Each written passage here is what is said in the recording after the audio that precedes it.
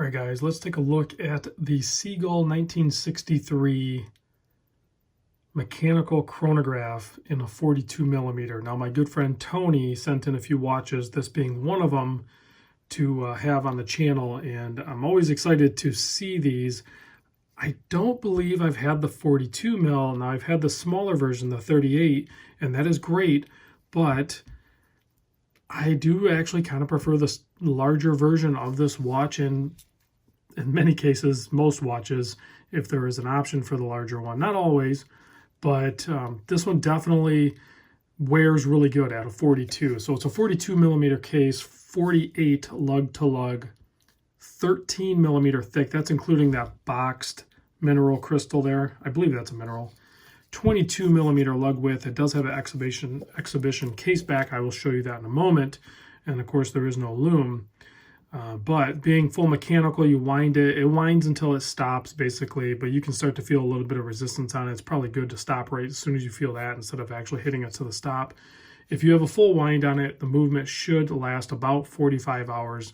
The movement beats at 21,600 vibrations per hour. You can see the sub-dial there at the 9 o'clock ticking away. That is your seconds counter. It's a 21 joule, really good looking chronograph movement, and it's not very thick, because, like I said, it's 13 mil, but that's including this boxed crystal on the top. So, as soon as you eliminate the automatic function of mechanical movement, you can get it a little bit thinner. That's nice to have that. In a chronograph, they can get thick really quick because you have a lot of things going on. So this is a column wheel movement, and let's just get that started because it's very cool. So we'll have it going on the top side while we're looking at the dial, and then I'll redo it on the back side because you can actually see it all happening, which is very cool. So now, of course, this is a very iconic watch in the sense that it's a fan favorite, basically, because it is so well built. It is a proudly built Chinese watch with a lot of history, and just a great looking. Now, it's not thermally blued hands or anything like that. That would be next level cool for sure, but it would probably also come at a price, because even this one here, I think the price on it can be had at around $330. And then in the secondary market, maybe you could save a little bit more even. But you have applied indices, you have the nice company star logo up there, the 21 zone or whatever, I'm not sure with that, but that's 21 joules essentially, and then some other writing there. So very clean, very easy to read. And of course, you can see the other sub-dial there. That's going to count, that's to do with the chronograph function. So that's going to count your minutes as you're ticking away at the seconds hand there. So signed crown, double pushers, very solid feeling, non-screw down. The water resistance on this is going to be pretty low. Comes on this NATO. It's actually pretty comfortable. It's very similar, I think, in the in quality and everything as to like that Seiko one that I had, the factory Seiko one that the new 5KXs are coming in. This is what I had on wrist, if you're wondering, which I'll do a video again on that soon. The leather strap is insanely cool. My buddy over at EA Leather Goods built that, and we're working together to try to narrow down a good, consistent design for it. But I think he's definitely on the right path because it's killer. All right, there you can see on my 7 1/4 inch wrist. Wears great. A lot more wrist presence than the 38. I can wear the 38, and most people can, no problem. But if you have a 7 1/4, maybe look at the 42. I kind of dig it. It's definitely larger, but I don't feel like it's too large. I mean, a lot of times chronographs are larger watches, so it feels normal to me to have the 42 versus the 38. But that's just me personally. So interesting case shape on this. I don't know if you see that. Check that out. I mean, it's not even just dished. It's like concaved dished. It's pretty wild indeed. So let's check out the back side of this guy.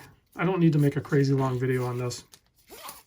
Let's just pop that right off, because this thing is killer. Again, you don't have thermally blued screws. I believe they're just painted. I'll do a close-up here in a moment, but let's just try to do that. I know This is what a lot of people like about this watch, is the fact that it is fully mechanical and you can see everything that's going on. So what we're doing here, if you look at these levers down here, this is how we're going to operate it. So that just stopped the chronograph hand, okay? And now if we push, well, if we push this, it'll start again. You can see it move down there and it's going again, right? So it's going. It's a little slippery. I don't want to drop it. So that stops it. You can see the column wheel and everything down there. Now when we push the reset thing here, you can see the mechanical bits moving there. And it just instantly snaps. So we'll go ahead and get that started again. And then I'll let you look at it from the top side here. So you can stop it and then it'll instantly snap back. And it's very mechanical and very satisfying to do that. So, and then you can, it's still fully wound. I couldn't even turn it again. So it lines up really good. Just a phenomenal looking watch. And at even brand new at $330, I think you're going to get a level of enjoyment out of this that is going to be very satisfying. There's not a whole lot of watches. Sometimes you'll spend $330, and that's a lot of money to to a lot of people, including me. I have to make a choice. It's not just I throw $330 out and hope the watch is good. This is a fun watch.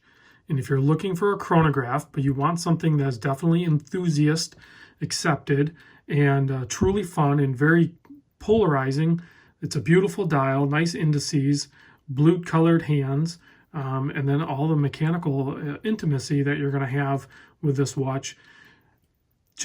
I think the cool factor is like off the charts. So big thanks to Tony for sending this in. I appreciate it. And thanks for watching. I'll see you on the next vid.